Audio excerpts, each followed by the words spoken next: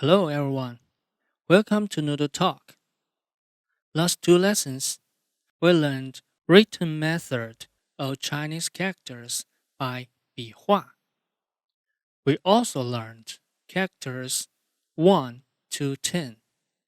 Today, we'll learn about the origin of Chinese characters from the method of creating Chinese characters and help us learn and memorize Chinese characters.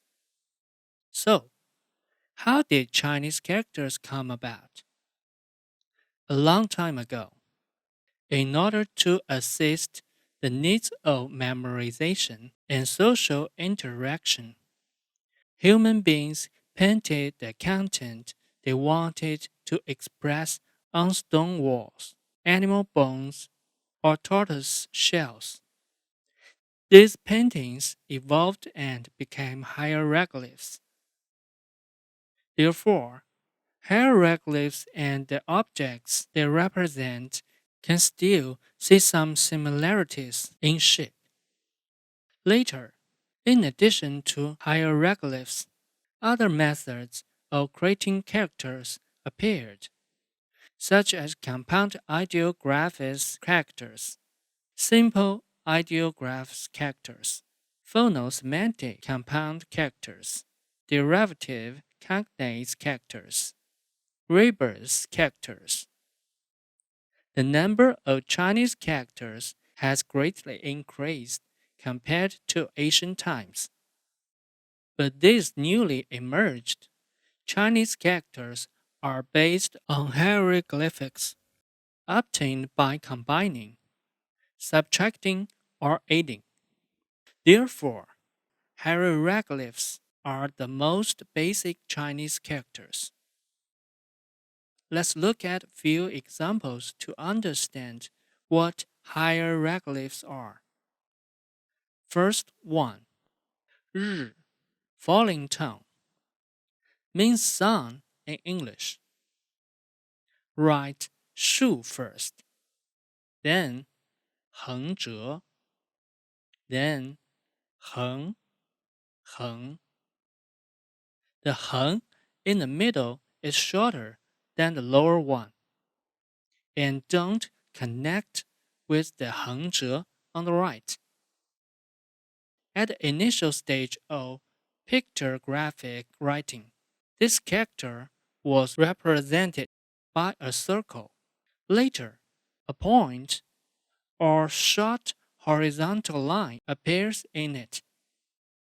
By the Zhou dynasty, it was very close to the current Chinese characters 日. As for the point in the middle of the character, someone thought it expressed the meaning of the sun as an entity, and someone thought it represents the light of the sun. These are only later studies, and the earliest ideas have been unverifiable. But I prefer to agree with the first statement. Because some Chinese characters represent hollow, there is no 笔画 in the center.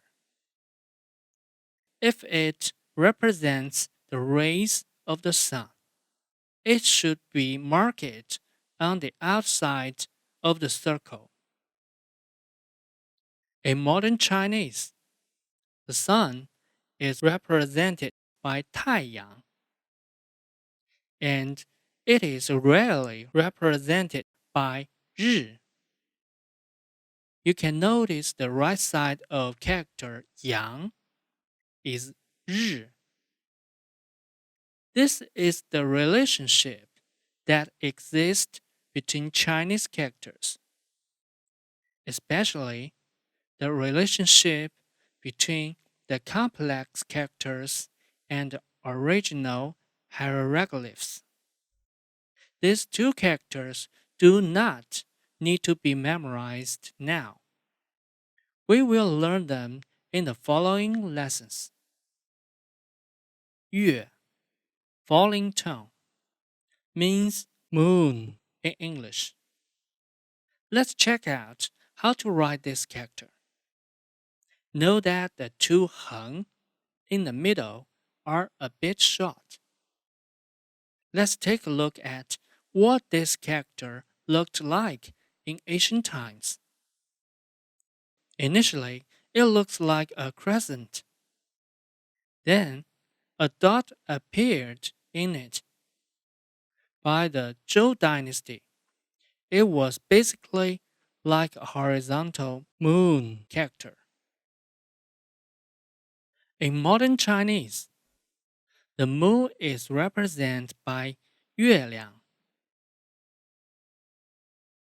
When 月 appears alone, it usually means month.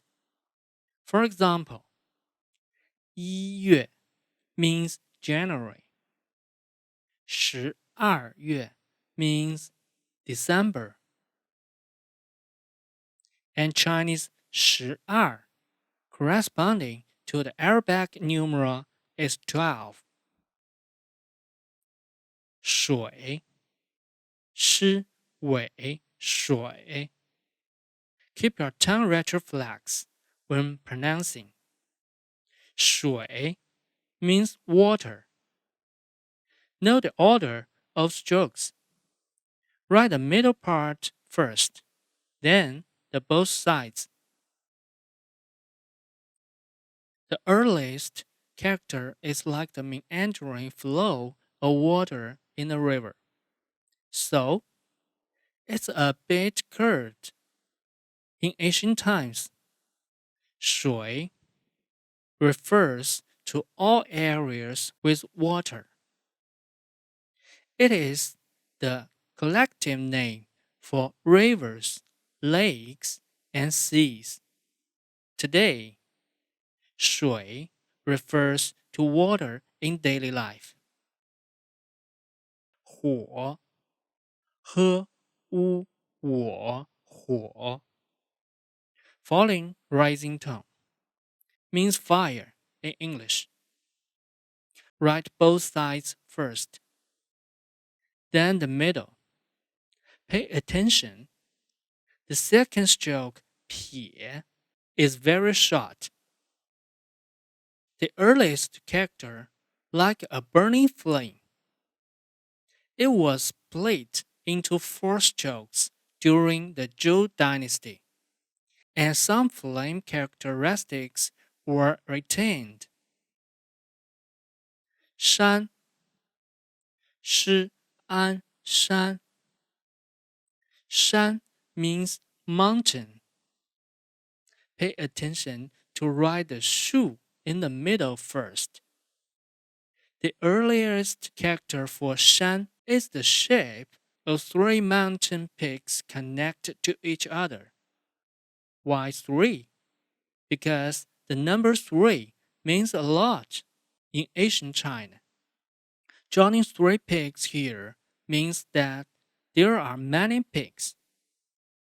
Later, the 3 peaks simplified into strokes what we used today. Yang, yi, ang, yang. Yang means ship. Write 点 first, then 撇, and then 3 heng. Last shu starting from the top heng. The 3 heng are written much like the number 3 we learned in the last lesson. The Asian character ship came from the front view of the ship's head. The upper part is the horn, and the lower part is fish. This method of writing characters uses parts to express the whole, but does not describe the whole. In ancient China, sacrifice and daily life were closely related to sheep. So sheep often symbolize auspiciousness. But nowadays, this symbol is not commonly used. 土 h, wu, wu means soil. Write 横 first, then 树. The last 横 need to be a little longer. At first, the character looked like a mound or clod on the ground. There is also a saying that it represents the shape of all things growing out of the earth.